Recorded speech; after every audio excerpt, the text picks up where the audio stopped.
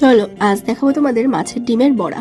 তো তার জন্য প্রথমে মাছের ডিমগুলোকে মা নুন হলুদ মাখিয়ে রেখেছিল, আর তার মধ্যে দিয়ে দিয়েছে গ্রেট করা 1 চামচ আদা, 1 চামচ গ্রেট করা রসুন, দুটো বড় সাইজের পেঁয়াজ কুচোনো, আর কিছুটা কাঁচা লঙ্কা কুচোনো, আর কিছুটা ধনেপাতা কুচোনো। এরপর স্বাদ মতো নুন আর হলুদ। এরপর দিয়ে দেওয়া হয়েছে 2 চামচ বেসন আর 3.5 চামচ মতো ব্রেড ক্রাম্বস। ব্রেড ক্রাম্বসটা ঘরেই বানানো ছিল। ব্রেড ক্রাম্বসটা দেওয়ার জন্য কিন্তু বড়াগুলো খুব ক্রিস্পি হবে। এখানে তোমরা চালের গুঁড়োর বদলে ব্রেড ক্রাম্বসটাই ইউজ করবে। আর দেওয়া হয়েছে 1/2 চামচেরও কম খাবার সোডা, আর সবশেষে একটু লঙ্কা গুঁড়ো। মা এই সবকিছু দিয়ে খুব ভালো করে কিন্তু মেখে নিয়েছে, কোনো রকম জল এখানে ইউজ করবে না। এরপর কড়াইতে তেল দিয়ে বড়াগুলো এক এক করে ভেজে নিতে হবে। হাতের সাহায্যে ছোট ছোট শেপ দিয়ে এগুলো কিন্তু ভেজে নিতে হবে। খুব হালকা করে ভাজলে কিন্তু চলবে না, একটু কড়া করেই ভাজবে তোমরা, তাহলে কিন্তু টেস্টটা খুব ভালো লাগে। এপিট ওপিট উল্টে লাল লাল করে কিন্তু ভেজে নিয়ে তুলে নেওয়া হয়ে গেছে। আর তাহলেই কিন্তু রেডি আমাদের মাছের ডিমের বড়া। আর এই বড়া দিয়ে কিন্তু ভাত খেতে দারুণ লাগে, গরম ভাত। তোমরা কে কে ভালোবাসো মাছের ডিমের বড়া কমেন্টে জানি।